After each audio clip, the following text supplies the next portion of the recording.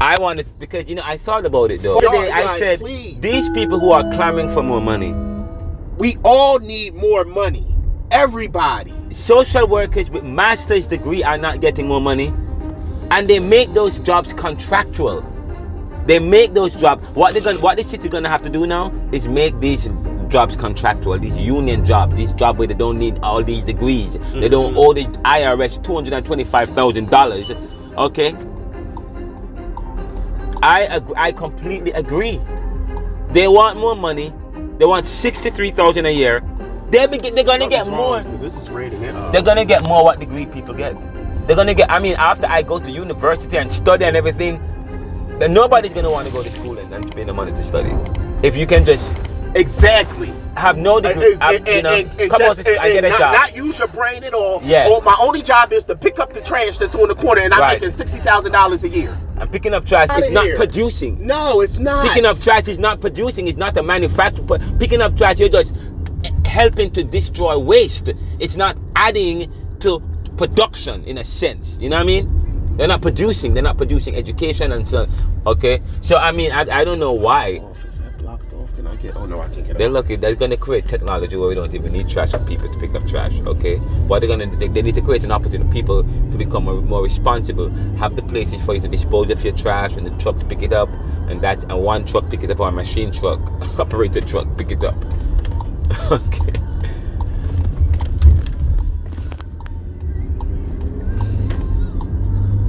But I completely agree. Yeah. The DC33 people, they're asking for more money. But anyways, I understand that the mayor gave herself 9% increase though. She said that.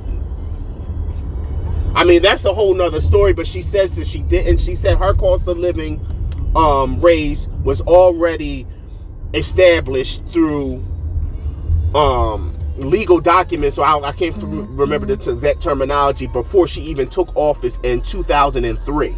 Like her cost of living, her COLA cost of living raise was already determined, and it wasn't a 9%, it was 3.14%. But everybody who works in her office makes over $100,000. Oh. You know what I mean? So and she created 3 new positions that Mayor Jim Kenney didn't have. Okay. You know what I mean? So like, yeah, there we go. You know what I mean? Yeah. And your cost of living, you don't need to make $200,000 to have a comfortable life in Philadelphia. They give her a house, they pay her rent, they get the car. Right. Health insurance, she don't pay none of that. Right. She's on welfare. As long as she's mayor, she's on welfare. Okay? She is on welfare as long as she's mayor. So for 4 years, she don't pay nothing. The state takes care of her, while her $200,000 a year go to a bank account. Okay?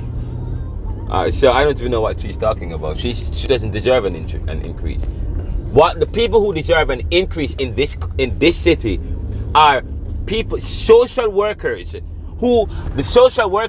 Renaldo, you don't read my, well, you always say I don't read your posts either, but you don't read my posts. No, because you talk on the podcast. No, I don't. You put me on that podcast and... Yes, because podcast is powerful. Okay? You put me on that podcast. Because the post, people not gonna see the post unless Facebook wants to rehash it. Sitting out here.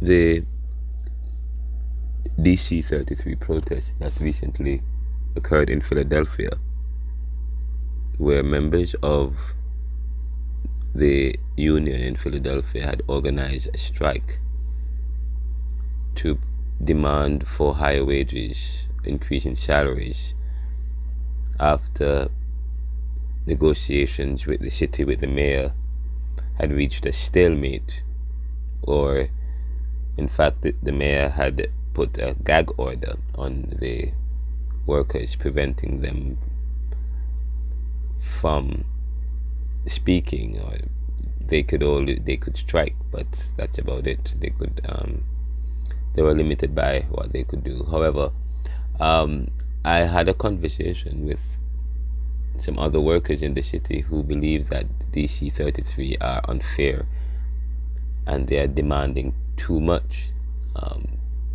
The argument they are presenting is that many of the people DC33 represent workers who work for the who work in certain industries, semi-professional industries, laborers,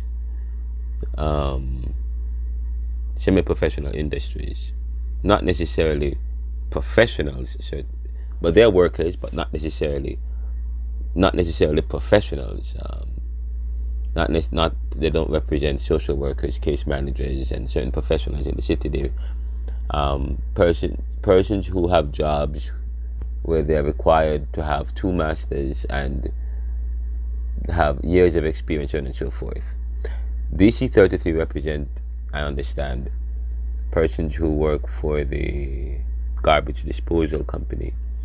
And according to one gentleman, he said that these workers, the people who are demanding increase, they want increase that would push their salaries to up to $63,000 a year. These are individuals, according to this person, individuals who don't have degrees, who don't have 4 or 6 year education. The job does not require them to have a degree. They could be a high school dropout and they have this job. They could have a high school diploma and they have this job. It doesn't require years of training. Yet they serve the city and they serve it well, and they do jobs that I guess other people wouldn't want to do, or because of probably training. Probably it's unfair to say they have these jobs, but that is the case. Now, while other workers, professional workers, are saying they cannot demand to get salaries that up to $63,000 a year, when professionals in the city are getting, if that or less. Some people are getting less than that. Some people get with college degrees are getting jobs 43,000. So if the city decide to pay these workers $63,000 a year, then what will happen to these other? It's going to push professional workers' salary to $100,000 a year. So that's creating a problem. So I guess I heard that they have settled. The conversation I had with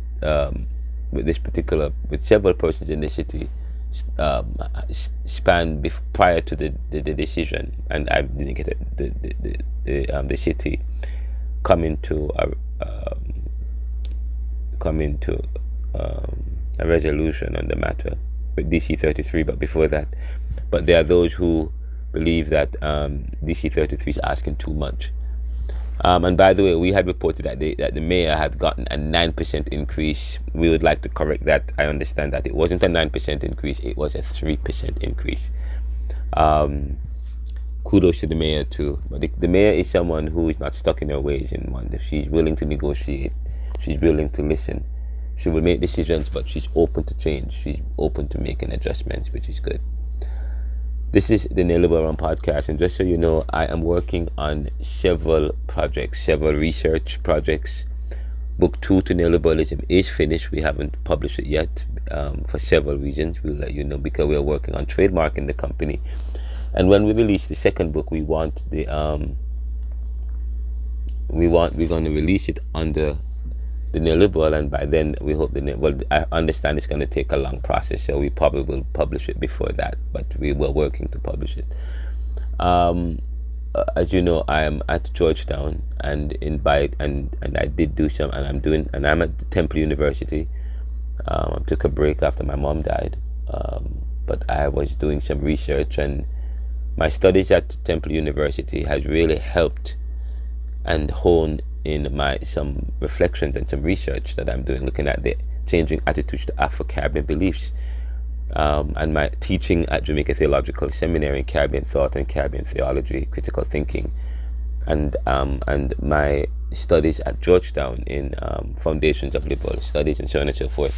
All that have come, and as an ordained minister myself, studying at Jamaica Theological Seminary and pastoring and so on. But I've come to bear. We are ready to, and we've been doing research. We've been conducting research over the last 4 or 5 years, gathering information as it relates to people's perception in the Caribbean towards Afro-Caribbean beliefs. And we have an initial report, and we are going to present that. But before we present, we're not going to present that on the podcast. We're going to share it with the students at JTS, then we're going to share it with my advisor and discuss whether, and we're ready to publish. I'm ready to submit my dissertation and to defend it, actually, as it relates to the survey surrounding that study that I've been conducting. But I'm also, some time ago, I wrote an op-ed which I published. I submitted it to the New York Times. I submitted it to the Atlantic. I submitted it to the editorial at the Jamaica Gleaner. It's a powerful editorial entitled "Jesus Didn't Found Christianity." Jesus didn't found Christianity. Where is it? I'm going to tell you the title, you guys, the title of it. I submitted it to the Jamaica Gleaner, into the Atlantic. Jesus, I'll give you guys that. Jesus didn't come to start a religion. He came to end spiritual elitism. Well, Jesus didn't come to start a religion. That's one type, but I don't think that's the title of the op-ed. I think that's the letter that I sent. But the title of the op-ed is Jesus didn't found a religion. He came to end spiritual elitism. Something to that effect. But you'll hear about it. Right, here we go. Jesus didn't found Christianity. He undermined religious elitism. Jesus didn't found Christianity. He undermined religious elitism.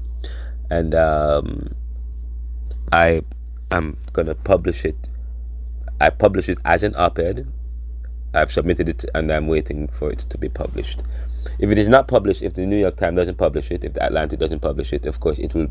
I've submitted it to the Gleaner Company, and it will be published by the Jamaica Gleaner.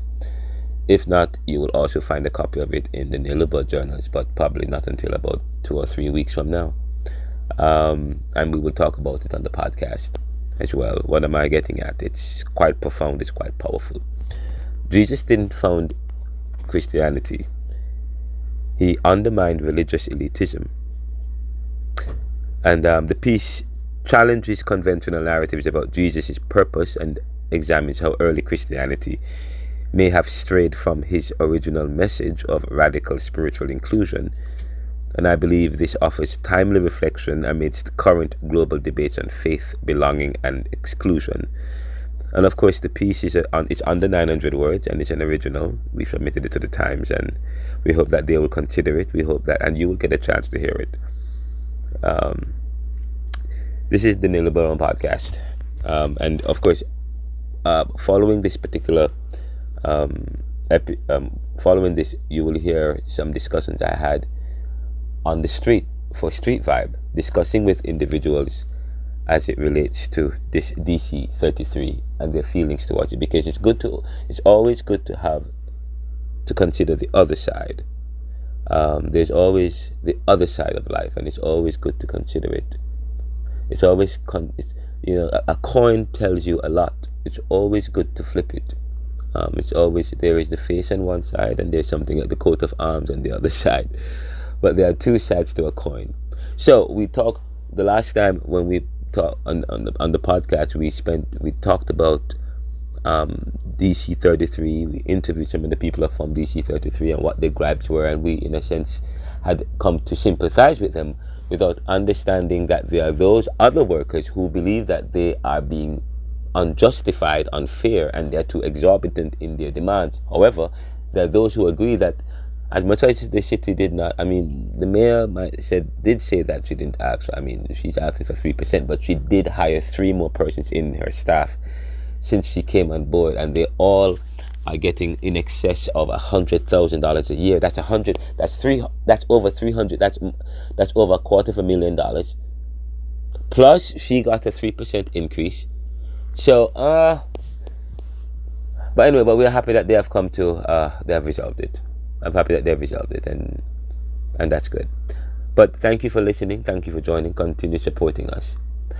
We will be broadcasting from a studio shortly. Some of the episodes will be from a studio. shortly. You'll know more about that, and we will have some. We will continue with. We have several lectures that we haven't published or shared with you. We will do so shortly. The Neoliberal podcast. Well, good.